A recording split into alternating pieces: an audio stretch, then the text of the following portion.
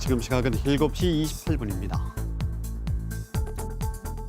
코로나19 때문에 일상생활이 어려웠던 지난해 사교육 참여율도 떨어졌습니다. 5년 만의 일이라고 하는데 이는 모두 우리가 예상했던 바입니다. 그런데요, 강원도 내 학생들의 1인당 사교육 비용은 2010년 이후에 최고치를 기록했습니다. 사교육 인구는 줄었는데 1인당 사교육 비용은 늘었다고 한다면 이로 인한 학력 격차는 더욱더 걱정이 되는 상황입니다.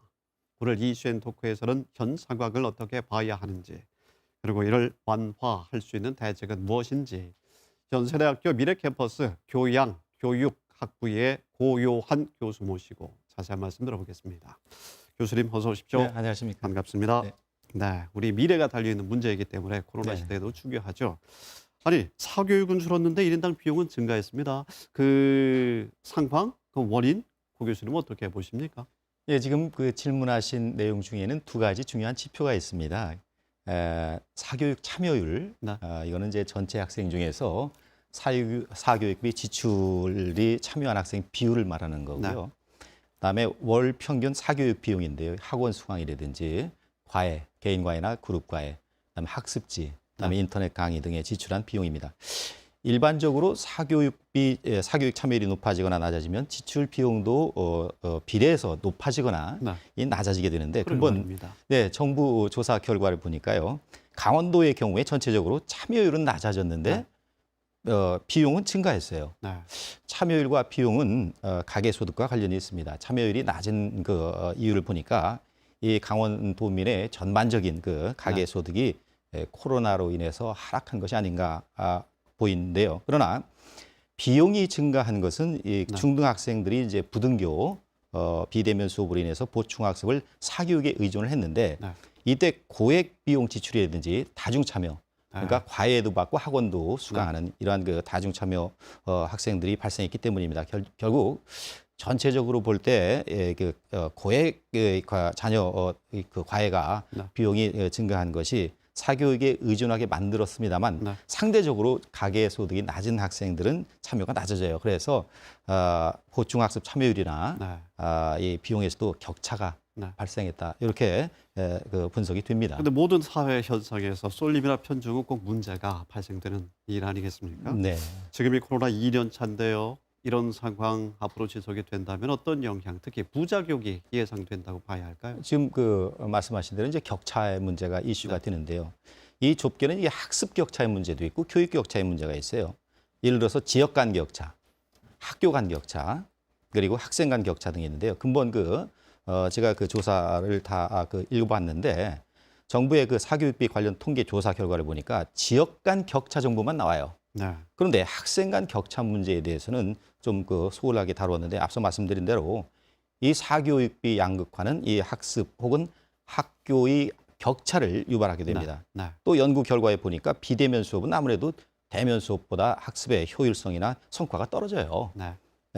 이때 불안해하는 이제 학부모나 이 학생들은 이 떨어진 성과를 보충하기 위해서 이 사교육에 참여하게 되는데 가계소득은 떨어지고 사교육비가 증가할 때 이 가계 소득 수준에 따라서 이제 양극화가 발생하는 이 문제가 생기게 됩니다.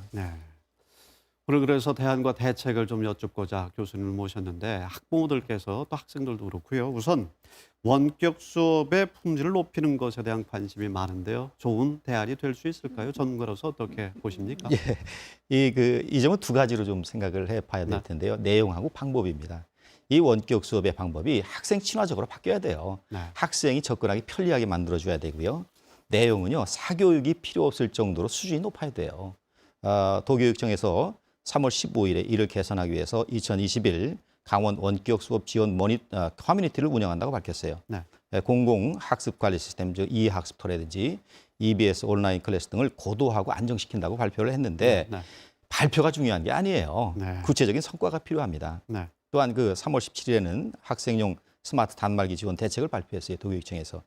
적절한 대책으로 보이긴 합니다만 다만 학습 격차 문제를 근본적으로 지금 지적해 주신 대로 해결하기 위해서 원격 교육의 편리성 그리고 효용성을 체계적으로 연구를 해서 그 결과, 즉 근거를 기반으로 해서 정책을 입안하고 정책에 반영해야 되지 않겠나 그런 생각이 듭니다. 강원도 교육청 차원의 대책도 말씀을 해주셨는데 그럼 그 외에 어떤 대책이 추가적으로 더 필요하다고 보십니까?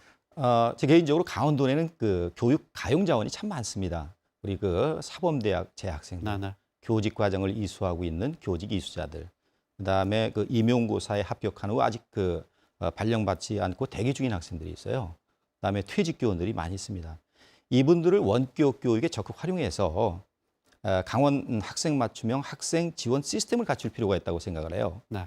그런데 이분들을 활용할 때 단순히 네. 자원봉사 수준에서 비용을 주지 마시고 수고 비용을 합리적으로 책정해서 지원해주면 네.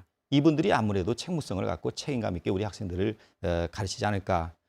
특히 어제 우리 도교육청에서 초등학교 수업에 기간제 교사 활용 방안에 대해서 발표를 했어요. 네. 근데 학교 측이나 학부모들이 반대를 하고 있어요. 70%가. 왜 그런가? 네. 그러면 이 교육청은 무조건 이 정책을 밀어붙일 것이 아니라 이 문제가 되는 혹은 반대하는 이유를 진지하게 살펴서 네. 효율성을 개선하는 그러한 그 방향으로 시행해야 옳지 않겠나 네. 그렇게 생각을 합니다.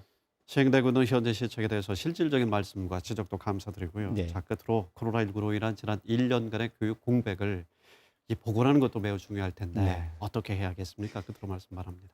지금 지적하신 대로 코로나 사태는 우리 강원도만의 문제가 아닙니다. 네. 전국의 모든 학교나 학생들이 겪는 어려움인데요. 그럼에도 불구하고 우리 강원도는 도교육복지 차원에서 상대적으로 여러 가지 면에서 취약할 수밖에 없어요. 네. 재정이 좀 열악하고요.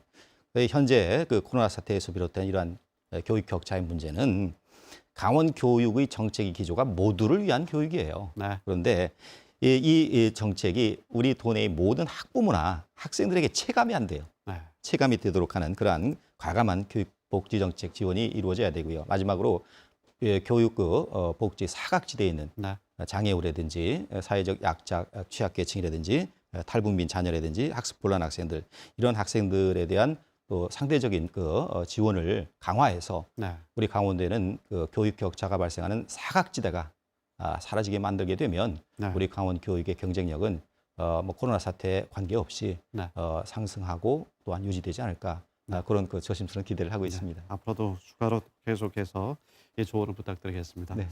연세대학교 미래캠퍼스 고요한 교수님 오늘 대단히 고맙습니다. 네, 고맙습니다.